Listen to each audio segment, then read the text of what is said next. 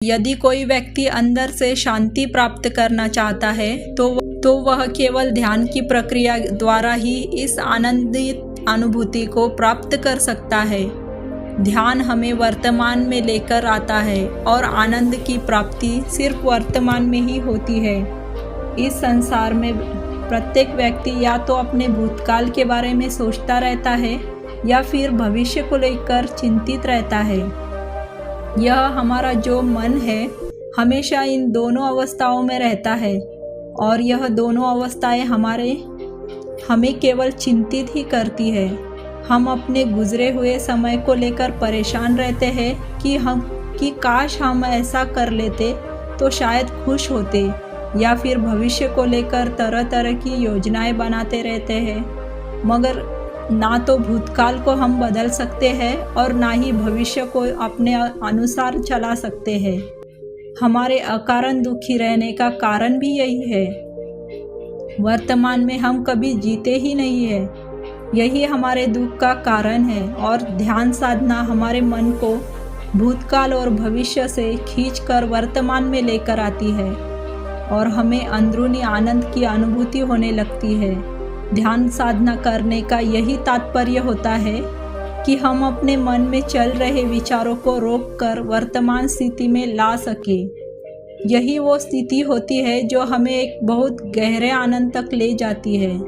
ध्यान लगाने में सबसे बड़ी जो अड़चन आती है वह हमारे मन में विचार चलने की होती है। जब हम ध्यान लगाने लगते हैं या मंत्र जप करना शुरू करते हैं तो हमारा मन केंद्रित नहीं हो पाता है और हमारा ध्यान फिर दिन में किए गए कर्मों के बारे में विचार करने लगता है। हम बहुत कोशिश करते हैं कि हमारा ध्यान केंद्रित हो और हम समाधि अवस्था में प्रवेश करें, मगर दिन में हम जो कार्य करते हैं, जो सोचते हैं, वह विचार हमारे मन में आते हैं और बहुत कोशिश करने के बाद भी हमारा ध्यान केंद्रित नहीं हो पाता है। क्या आपको पता है यह आपके साथ क्यों होता है और इसका क्या समाधान है? हम आपको बताते हैं कि हम पूरे दिन में जो कार्य करते हैं या जिन व्यक्तियों के साथ मिलते हैं, उनके साथ जो बातें करते हैं, जो सोच विचार करते हैं, वह हमारे सूक्ष्म मन में इकट्ठे हो जाते हैं और उन विचारों के ही संस्कार बनने शुरू हो जाते हैं। फिर वह संस्कार कर्म में बदल जाते हैं। हम ऐसा भी कह सकते हैं कि हम जो सोचते हैं या जिन लोगों के साथ मिलते हैं वैसे ही बन जाते हैं। यही ध्यान ना लगने का मुख्य कारण है।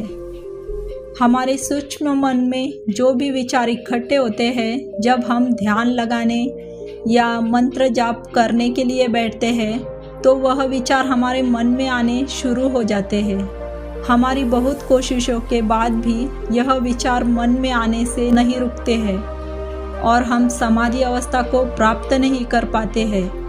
अब प्रश्न यह पैदा होता है कि इन विचारों को मन में आने से कैसे रोका जा सकता है। ध्यान लगाते वक्त मन में विचारों को आने से रोकने के लिए अभ्यास करना शुरू कर देते हो तो धीरे धीरे आपका मन केंद्रित होना शुरू हो जाएगा और आपकी कुंडली के चक्र जागृत होने शुरू हो जाएंगे। आप जितनी इच्छा शक्ति और लगन से इस अभ्यास को करोगे उतनी ही जल्दी आप ध्यान समाधि में उतर सकोगे। इस तरह से सीधे होकर बैठना है कि आपकी रीढ़ की हड्डी सीधी होनी चाहिए।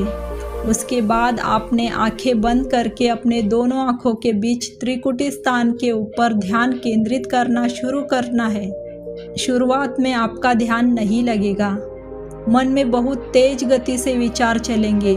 हमारे मन में चल रहे विचार हमें समाधि तक नहीं पहुंचने देते और यदि हम अपने विचारों को नियंत्रण करना शुरू कर दे तो हम समाधि की अवस्था को पा सकते हैं।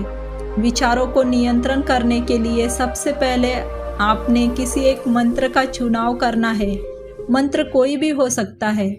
सबसे पहले आपने सुबह जल्दी उठना है और हो सके तो ब्रह्म मुहूर्त में उठ जाए। यदि आप इतनी जल्दी नहीं उठ भी सकते हैं तो फिर सूर्य उदय होने से पहले ज़रूर उठना है। स्नान करके किसी एकांत कमरे में किसी आसन पर बैठ जाना है। मंत्र का जाप मन में करना शुरू कर देना है। फिर भी आपके मन में विचार चलते रहेंगे।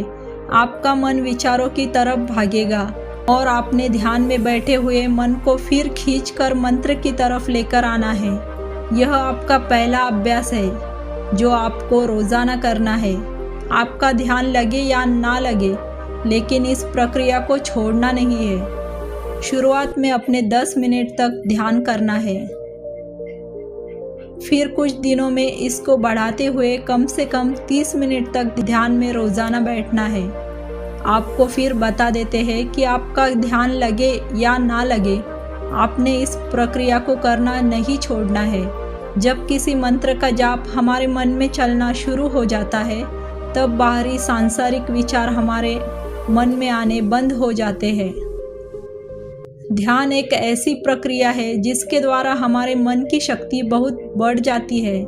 यदि कोई व्यक्ति रोजाना 30 मिनट से 1 घंटे तक का ध्यान करना शुरू कर देता है, तो वह कुछ महीनों के पश्चात महसूस करना शुरू कर देगा कि उसके मन की शक्ति बहुत बढ़ने लगी है। उनको तरह तरह की अनुभूतियाँ होनी शुरू हो जाती है।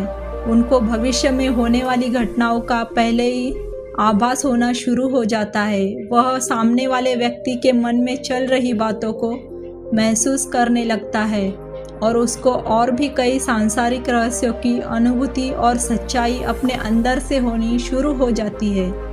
प्रत्येक व्यक्ति के अंदर इतनी शक्ति है कि वह यदि इसको जागृत कर लेता है तो संसार का कोई भी असंभव कार्य करने में वह सक्षम हो जाता है।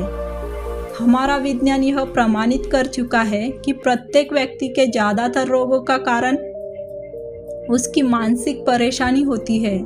हमारा परेशान मन हमारे मन में अनेक रोगों को जन्म देता है। हमारे ध्यान की प्रक्रिया से व्यक्ति के मन के विचार नियंत्रित होते हैं। हम जितना भूतकाल और भविष्यकाल के बारे में सोचते हैं, उतनी ही हमारी मानसिक परेशानी बढ़ जाती है और वही मानसिक परेशानी हमारे शरीर में अनेक रोगों को जन्म देती है। यदि हम रोज़ाना ध्यान साधना शुरू कर देते हैं तो हमें मानसिक शांति मिलेगी ही और वही धीरे धीरे शारीरिक रोग भी नष्ट होने शुरू हो जाएंगे और भविष्य में भी हम रोगों से बचे रहेंगे। तो ध्यान का महत्व हम जानते हैं इस कहानी के जरिए। बहुत पहले की बात है, किसी नगर में एक सेठ रहता था। उसके पास खूब पैसा था तथा कई हवेलियां और नौकर चाकर थे।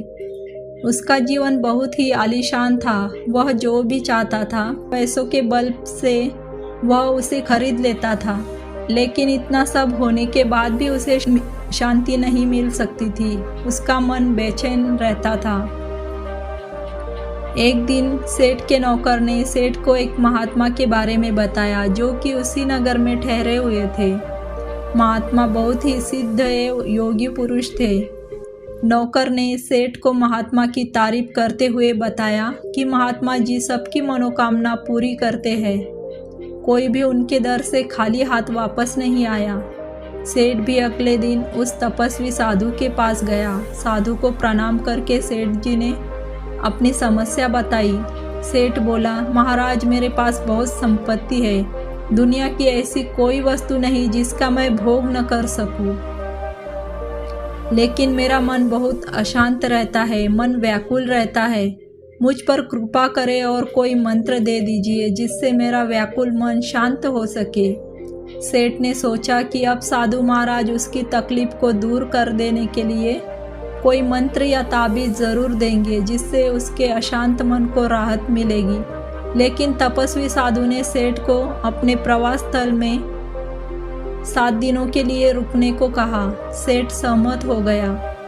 अगले दिन साधु बाबा ने सेठ को आंगन में बैठने के लिए कहा और खुद साधु महाराज आंगन के बगल में बने हुए अपनी कुटिया के अंदर आकर छांव में बैठ गए। सेठ पूरा दिन आंगन की धूप में बैठा रहा।